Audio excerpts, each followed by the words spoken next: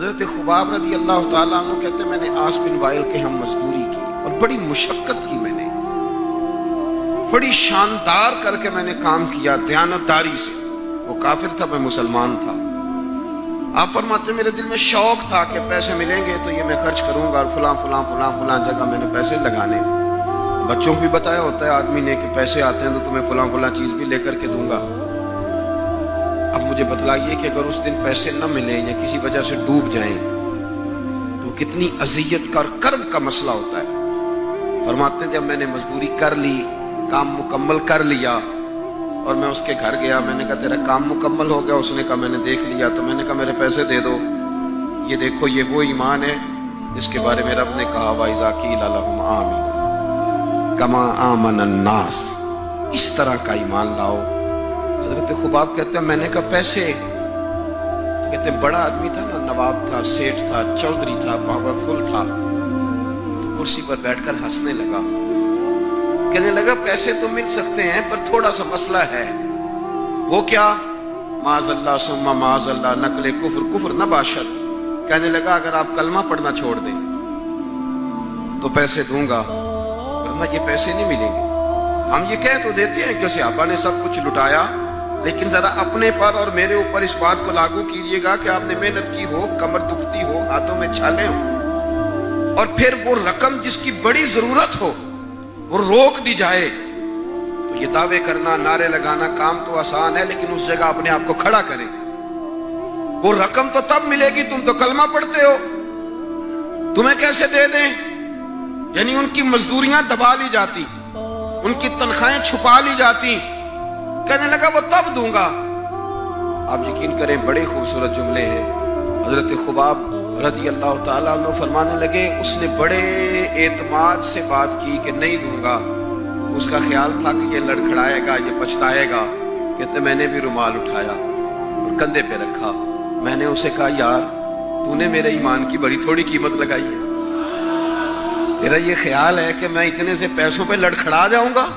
حضرت خباب فرماتے ہیں مجھے اللہ کی عزت کی قسم وہ میرے سارے پیسے دبا گیا، نہ میرے دل میں ذرا سی رنجش آئی، نہ میرے چہرے پہ ذرا سا بال آیا، پیشانی پہ بال بھی نہیں آیا۔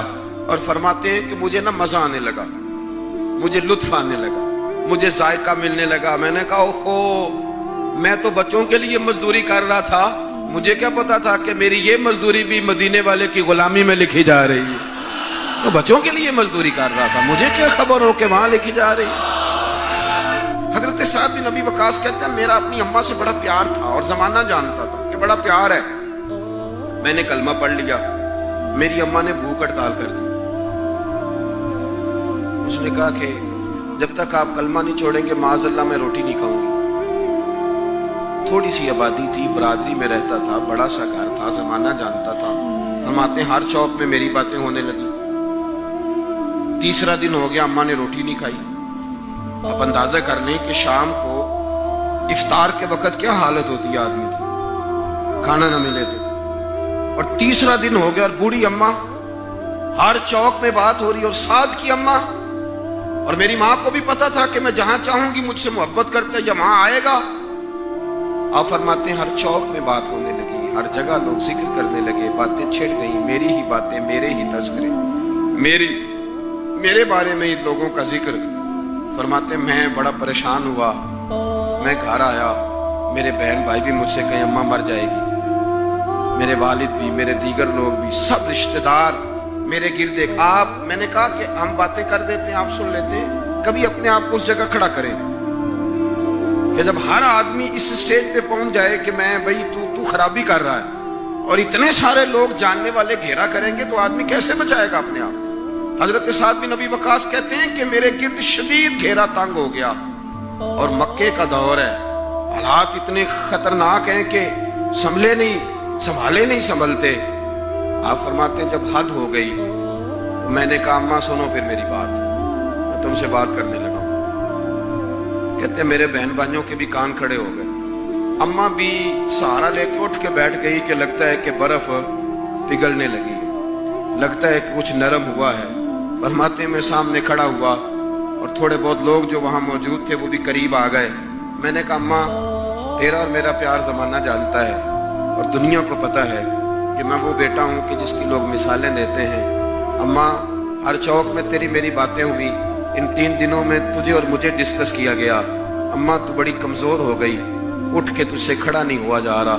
ये सारी चीजें मेरे सामने आई, बहनों ने रो के दिखाया, भाइयों ने मोहब्बत याद कराई, हर चीज मेरे आड़े आई। लेकिन हजरत साद बिन अबी वकास कहने लगे, अम्मा मैंने अपने दिल का जायजा लिया है, मेरे ईमान ने एक वक्त भी मुझे ये मशवरा नहीं दिया कि मैं अम्मा को मना लूं। फरमाने लगे, अम्मा ये जमाना सारा मौजूद है और लोग खड़े हैं, तेरी एक जान है ना, एक जान। अम्मा तेरी एक जान है, अगर तेरी 1000 भी होती और एक एक करके सारी जानें तेरी निकल जाती तो फिर भी मैं अपने मदीने वाले महबूब का कलमा छोड़ने को तैयार नहीं हूं। अब तेरी मर्जी है तो रोटी खा, चाहे भूख हड़ताल कर, तू उठ के बैठ जाए, लेटी रहे। 1000 जान भी हो, एक एक करके निकल जाए तो ईमान पर सौदेबाजी हो सकती। वाइज़ा कीला लहुम आमिनू कमा आमन अन्नास, इस तरह ईमान लाओ जिस तरह ये लोग ईमान लाए हैं। हजरत साद बिन अबी वकास ये नारा लगा के ना, नारा मस्ताना लगा के, ये नारा लगा के तो चले गए। हजरत साद बिन अबी वकास चले गए, आप बाहर निकले तो अम्मा उठ के बैठी, कहने लगी रोटी लाओ भाई। उन्होंने कहा, अम्मा जी भूख हड़ताल बस। कहने लगी, मेरा ही तो बेटा है ना, मैंने पैदा किया, मैंने पाला, मैं रग रग से वाकिफ हूं। मैं जैसे कहती थी वैसे करता था, मैं जैसे चलाती थी वैसे चलता था। उसने कहा था ना इश्क एक ढोंग है, तो मैंने कहा तुझे इश्क हो खुदा करे, फिर कोई तुझे उससे जुदा करे, तो उसे तस्बीहों पे पढ़ा करे, तू उसी का नाम जपा करे, तू गली गली फिरा करे, फिर मैं कहूं कि इश्क एक ढोंग है और तू नहीं नहीं कहा करे। फरमाने लगी कि मैं जानती हूं, मुझे पता है, मेरा बेटा है, मेरी गोद में पला बड़ा है, मैं जैसे कहती थी वैसे करता था, लेकिन अगर मेरे से बढ़ कर भी किसी से प्यार करने लगा है तो कच्चा नहीं करने लगा, ये सच्चा ही करने लगा है। अब ये वापस लौटेगा।